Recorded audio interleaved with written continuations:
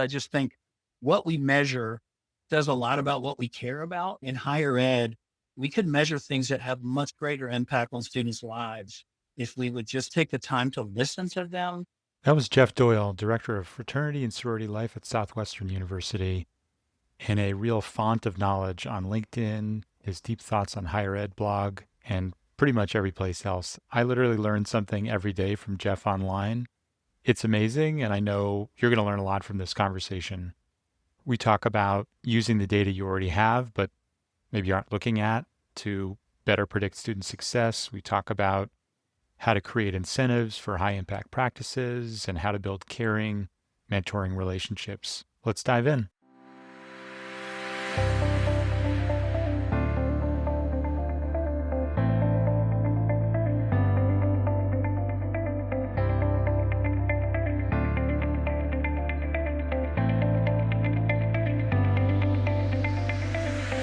Welcome to the Connected College podcast. I'm your host, Elliot Felix. I've helped more than 100 colleges and universities change what they offer, how they operate, and how they're organized to enable student success. And if you're a leader in higher ed and you think that the silos and separations get in the way of student success, then this podcast and my upcoming book, The Connected College, are for you. We're here to learn and work together to bust silos, question tradition, and forge partnerships so that students feel connected to their college, their community, their coursework, and their careers. So welcome, Jeff. I'm excited for today's conversation about student success. Yeah, me too, Elliot. When I saw your book and read some of it, I was like, holy cow, this guy is sharp, and I would love to talk to him more. That's a high bar. I feel the same way about you. I think you're a wealth of information, both real time, taking the pulse of what's happening and where we're headed, but also looking back and understanding where we came from. I think we have a great conversation in front of us. I think a great way to start is understanding how you did. Tell us a little bit about your own higher ed journey and how you got to where you are today. Sure. Yeah. My father taught for 30 years. He was the first in his family to go to college and ended up getting 3 degrees and teaching at a historically Black school for 30 years in Maryland. My mother was a reference librarian, a grammar person. So education and learning was huge. I was a big science and math guy and pre-med, pre-vet until I realized I was allergic to a lot of animals. And did research in a medical school at UVA, where you also went to college. And I was like, okay, this is not my cup of tea. I could do it, but I don't love it. I love the things I'm doing outside the classroom. And how could I help people experience the meaningful nature of a life outside the classroom the same way I have, where I've learned so much. And that's where I discovered you get a master's degree in this, worked in it for 4 years, and I discovered I could get a doctorate basically in how universities work. And I was like, okay, these are pretty unique instruments of societal impact. So basically, I spent almost my whole life on a college campus growing up and learning and trying to create meaningful experiences for students. Life on a college campus sounds pretty good to me. I think I first came across your prolific thinking when you were not thinking outside the classroom, but you were also in the classroom. I think you were teaching a class on the future of higher ed not too long ago as well. Do I have that right? Yeah. So our university has what they call free school in the summer where anybody that wants can teach a class. And so most people teach pickleball or paddle boarding. And I was like, I really like the future of higher ed. So I created a course in that, invited people from my LinkedIn. I think I've got like 12,000 followers and ended up with a bunch of provosts and other people meeting weekly to discuss the future of higher education. And did you get it all figured out? Yeah. Oh, yeah. We solved it. No, Nice. it's really about just discussion and thinking. And that's the enjoyment of connecting and having a space where you can talk about that. You might not solve it, but at least you have people that care about the topic. And out of that, did you come away with a definition of student success? I've wrestled with that definition for decades, and it's always an iterative process. Lately, I've been focused on what do students bring with them? What do we do in relationship with students when they're here?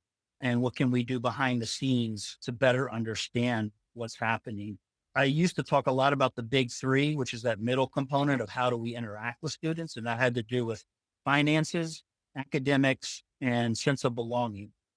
And in particular, I've honed in on that one piece of belonging because we found through our research at several schools how important that was and how little it's included in predictive analyses because people don't know how to assess it, measure it, and impact that.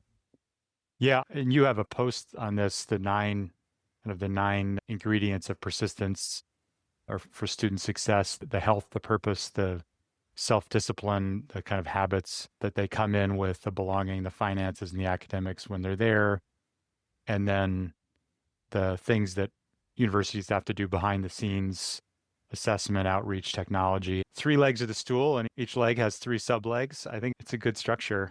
The brain remembers things in small increments. So I created it in a way to help me and other people remember. Yeah, I think 3s is good. That's how I do all my talks. There's always a 3-act structure, and I try and pair each thing with a kind of a barrier or a challenge, a story of getting over and around it or through it while adapting to some kind of trend that's reshaping higher ed. So I'm a big fan of the rule of 3, even if you have to have 3 sets of 3. So if we're really trying to define student success, thinking about kind of the inputs, the outputs, and the experience in between, and we're trying to think in particular about belonging, academics, and finances, I'd love to hear your take on how we predict student success. I know this is something you've put a lot of thought into and researched, and you've identified some of the kind of typical metrics and predictors, but also some of the more unconventional ones. Well, a little aside that'll take us to where we want to go is I love TikTok. I have over 5,000 TikToks and over 50 folders. And my TikTok feed gives me incredible insights. And why does it do that? Because it knows what I like to learn from and read and think about, right? And when we're on Amazon, why does it always tell me the things that I think I probably do want to get? Why can't we do that? Why are we 20 years behind? Because I can tell you right now, and you know this because you and I have talked about it, that there are a lot of those little things that we can learn from students that tell us what they might most need. If a student has a meal plan and they never go in and eat it and use it at the dining hall, why is that? I don't know the answer, but at least we should know if they live in a dorm and we have a card swipe and they haven't card swiped into the dorm for a month straight, no one's looking at that. Wouldn't it be nice to know why this student who's paying all this money has never gone into their dorm? Maybe someone's always letting them in illegally, or maybe they're living somewhere else. The same thing with the learning management system. Like during COVID, I volunteered to take over liaising with all of our fully online students. And that's what I did. I worked with our online system and said, this student hasn't logged in to our LMS for a week straight. What's going on? People were like, I don't know, it's not on anybody's radar. And I'm like, I'm going to call the student. Call the students. Yeah, my mother just died from COVID. I hadn't told anyone. It's pretty traumatic. I don't know what to do. And so we were able to intervene and help that student at that point in time. But universities, we have a lot of this data, but we're not organizing it in a meaningful way to impact lives for the better. Something I've been hearing a lot of lately is it used to be that we didn't have the data. Now we have it, or we have too much of it, and we're not looking at it or organizing it or making sense of it. And in terms of things that maybe have untapped potential, you just mentioned a few things where it's like we're not really looking at the usage of resources, whether it's a meal plan or access to a dorm. What are some of the other predictors of student success? Sure. I mean, one of the ones I'm most proud of was when you go to college and you get a scholarship, how do you keep your scholarship? It's usually related to your grades, right? Mm-hmm. But grades that's like measuring with one of the loosest abilities to study success. And Koo and Kinsey and some other people put out these high impact practices 25 years ago. And they said, thousands and thousands of studies show that these practices most impact student learning and success. So at one of the universities I was at 10 years ago, they were like, how could we better use financial aid? And I was like, why don't we link financial aid to high impact practices? And I got That's a great idea. People on board. And so we started out with $500,000. By the time we finished, when I left that role, we had $6 million a year, which we were giving out to lower income students who were involved in a high impact practice. If you stayed involved in a high impact practice, every semester you did, you got $1,500. So you'd get $12,000 scholarship if you were involved in high impact practices. And then we just went back and we said, okay, what about these students is different than this exact same group of students who didn't do these high impact practices? And suddenly we realized there's a statistically significant difference. We proved what we already knew, but no one's doing, which is linking behavior other than grades to success in college. And so we ended up publishing an article in the Journal of College Student Development on why aren't more schools linking scholarships to high impact practices. What I love about that is you're creating an incentive that communicates the value of something, but you're also attaching it more to the process than the outcome. And one of the really interesting things I learned in the research for how to get the most out of college is the difference between process and outcome-oriented goals. And it turns out that outcome or performance-based goals are much less effective than process-oriented goals for students. So this was a study of well over 5,000 students who set a process-based goal like, I'm going to take 10 practice tests, did way better than students who set a performance-based goal, I'm going to get a B in calculus. It's much more concrete when you've done the 10 practice tests. And as long as that process is a useful activity, it's much more motivating. And it sounds like this is along those same lines, right? Let's get folks doing high impact practices and tie the aid to that more so than the outcome, which we know will result if we're so engaged. I think there's power in information that confirms intuition. We did a study not too long ago where we looked at sensor data from 38 different universities, and we looked at usage of the library. And if you had student success functions in the library, it was used 25% more than when you didn't. And if you had more books in the library, it had no impact, virtually no impact on the gate count. You're nodding your head. Our listeners can't see that, but I think a lot of people are nodding along with us. It's intuitive, but it's nice to have the data to make the argument. So I appreciate creating an incentive around high impact practices. What are maybe one other sort of family of unconventional student success metrics that have predictive value? Yeah. One of the things I was going to mention was this weekend I had some time. I've had this project I wanted to do for a while. So I read this study out of University of Chicago studying college ranking systems and issues with it. It was very robust, 50-page paper. And then I went and created a spreadsheet of all the different factors that the top ranking systems use to evaluate a great college experience. And the things that we're talking about, hardly any of that is in there. And if it's in there, it's an outcome measure, first of all. But you've got things that are 5 to 10% of what's the number of times a faculty publication have been cited by a journal in the top 10 and 25%. What's the faculty to student ratio? We've been using that for over 60 years. And can anyone show me a study that conclusively proves that ratio is essential to student success? There's some intuitive sense, but to make it that a portion of one of 10 characteristics of measuring the success of a college, the number of people, Gladwell had an entire chapter in a book about once that number gets too small, you actually get more ineffective learning because you're not learning from enough people. And yet you're not in a diverse enough group with different points of view and perspectives and backgrounds.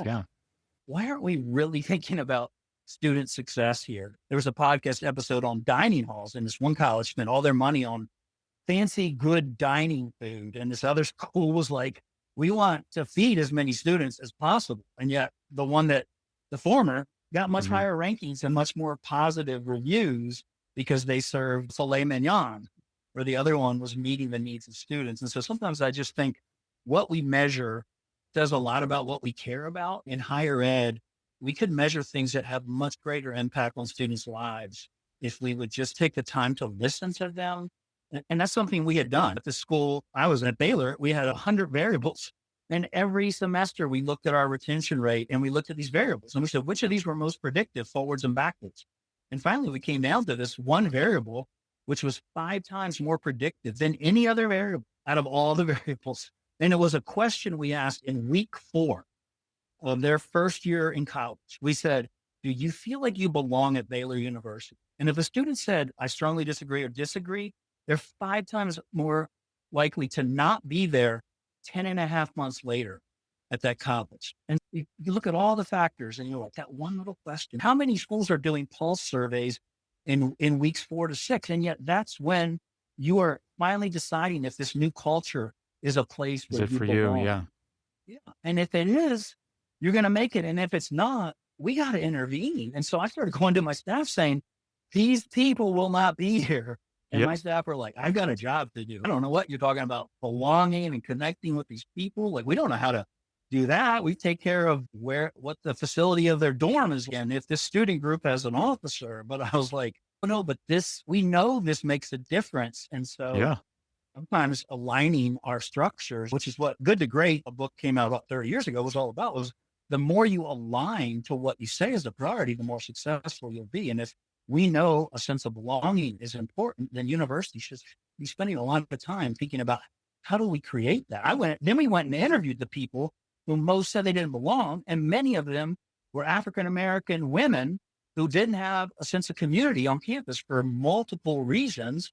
So suddenly we had a segment of the population that we could provide a major leverage to if we just provided more resources and avenues for them to feel at home at our university. Yeah, I think Good to Great it's an interesting reference because part of what that centers around is finding your key metric, right? Finding the metric that drives your business success, your hedgehog concept. Yeah, how do you measure your hedgehog concept?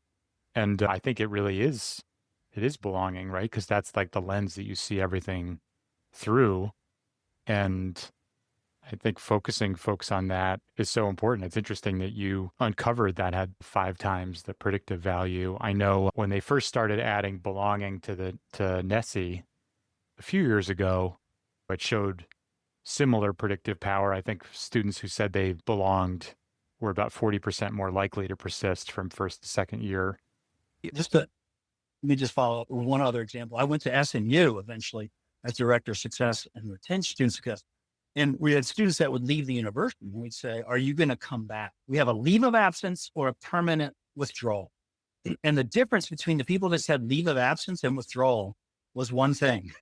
If they felt like they belonged at that institution, they were going to take a leave of absence. If they didn't feel like they belonged, they were withdrawing. And so it was just another example of how do we build connection? Because even if they have poor grades or they have a tragedy that happens, they still feel like that's their connection, place and they're going to come back. Yeah, I'm coming back because I still feel like I'm a part of that place.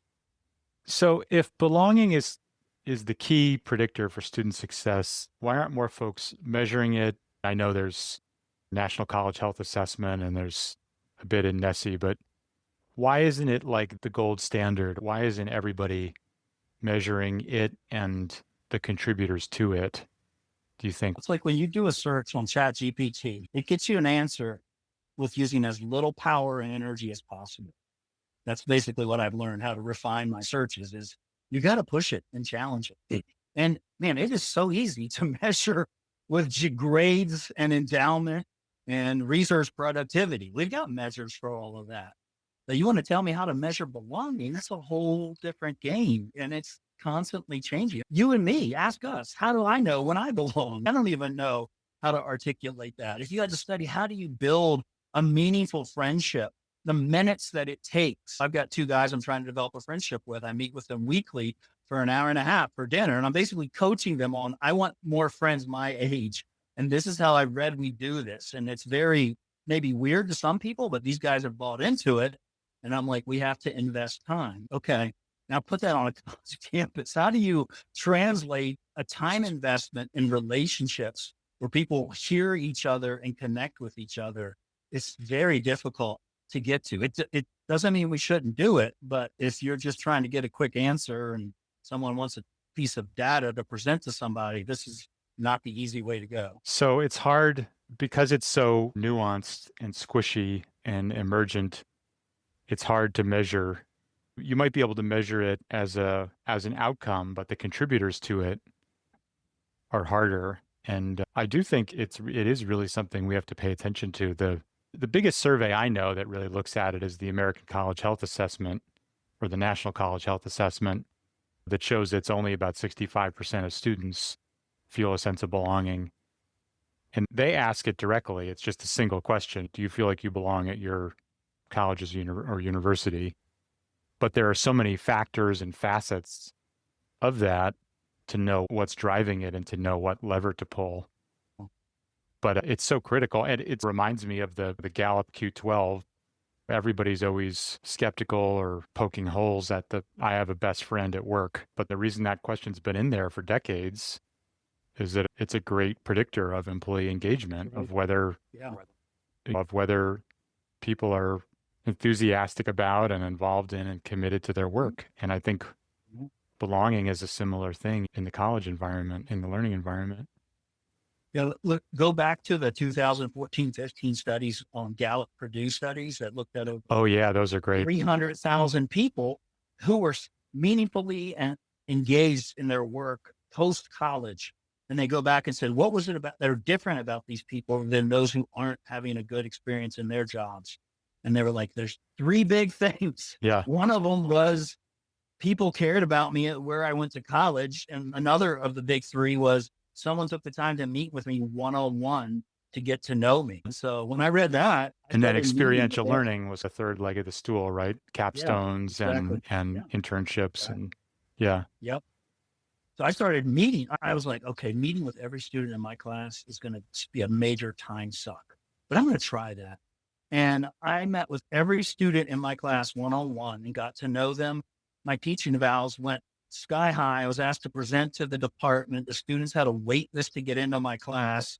They're like, this guy works his heart, but man, he cares about us as people. And I was like, okay, that's worthwhile. How do we incentivize mentorship and creating a caring environment? Those are some questions I'm always asking myself. And I think that it also tracks with the Google Project Oxygen, right? Which is now a while back, but when they did a massive survey of what makes a good manager at Google. And one of the key things was the managers who receive good ratings from their team and whose teams perform well, they're the ones that demonstrate an interest in the whole person, who ask you how things are going, who are aware of how things are going, who take the time to build the relationships, to meet with people one-on-one. It isn't just technical expertise or good communication or clarity of vision and strategy. It's also that relationship building. Yeah. I mean, when you look at great companies from A Good to Great or other publications, that's often what they do. They have core values that they live out in their day-to-day work. And so in some ways, that's what I would encourage colleges to do, is to put in place practices, behaviors, and processes that show that your values really are what you care about. And so if you had a magic wand and you were going to help a whole bunch of colleges and universities better measure and move the needle on belonging, what are some of the contributors that you'd recommend they look at? And what are some of the interventions you might recommend to make some progress? It starts with collecting the data. Yeah. Then actually learning to look at it. Right now, we have 25 different student affairs units. We have 10 different academic support areas.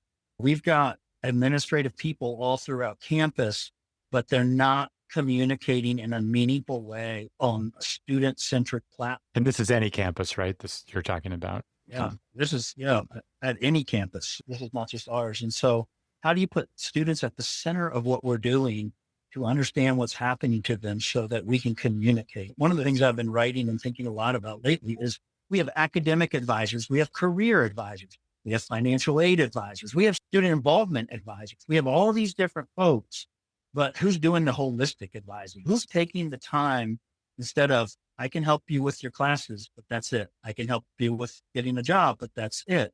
And so part of me is, have we become like the medical field where you see a specialist for everything, but no one is like the internist that sees the full picture on who you are? And do we need a shift slightly back to looking at the full picture of who a student is and what would most benefit them? So I've been asking myself that, is how do we collaborate more and use students as our fulcrum for understanding how to impact change. Yeah, I think that's a good playbook, right? The center on the students, collect the data, connect the dots so you're seeing the full picture. And I think that's also how folks meet the moment. I think higher ed has a tried and true way of how you meet new needs, and it's to add staff and services and programs.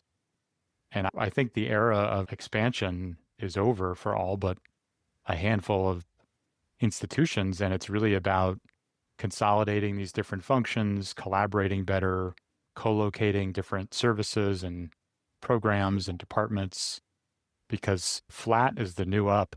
And if we're not working together, I just don't see it happening. I think that it's like the silos persist instead of our students. Yeah, that's what I really loved about your book, was that you actually took the time to study that and write about it. And I think I actually in my classes got away from having students read books because they wouldn't read them. But I would like to, you didn't ask me to do this, but I would put a plug in for Elliot's book. If you guys haven't read it or listened to it or somewhat, I don't think he's recorded it yet. That's what I'm waiting for him to do. No, the audiobook will be out this summer. But oh, that's awesome. Yeah. Good. You have a lot of great insights in that. Thank you for saying that. I appreciate it. I guess just to wrap up, your final advice for folks who are trying to predict student success in a changing world, how should they adapt? Yeah, I'm 55 and I'm starting to feel a little old. I constantly learn. My father, every morning he got up, he would read the Washington Post at 5 a.m. and circle 2 or 3 articles he wanted me to have read before dinner that night because we'd be talking about them. There you go. When I started getting on LinkedIn 5 or 6 years ago, that's what I do is I read and learn and I share. And I think we just have to keep doing that. I wasn't interested in AI at first. And then I was like, wake up and start doing this because you're going to need to understand it. And so every morning I ask myself, how can you challenge yourself today to learn something new and share that with someone else? And so that's a good start, I would say, for anyone. When's the last time you read an article or listened to a podcast? And what are you going to do as a result of it? I often tell my students, like, first, I want to know that you enjoyed it. Then I want to know what you learned. Then I want to know what you did as a result of what you learned. Yeah. Because we have to take action based on our learnings. There's a lot of things we're teaching, but if people don't act on it, then we haven't succeeded. So I try and build those habits. How do I put something new into my life that I will now do for the rest of my life? You're certainly modeling that and leading by example and doing the what, the so what, the now what, for sure. And I've certainly been learning from you, and I'm sure our listeners will too. So thanks, Jeff. We both went to UVA, right? We got to put a plug in for our alma mater here. Yeah, another way and another place to learn for sure. But at UVA, they do give students maximal autonomy to learn and grow. And I think both of us benefited from that. So thank you for your time. Thank you. Thanks for listening to the Connected College podcast. Subscribe to my Connected College newsletter at elliottfelix.com for insights and excerpts from my upcoming book, tools you can download, and special offers. You can also find more information about talks I've given, articles I've written, and upcoming events there. And please support the podcast by rating and reviewing it wherever you're listening. Let's create connected colleges where students will succeed.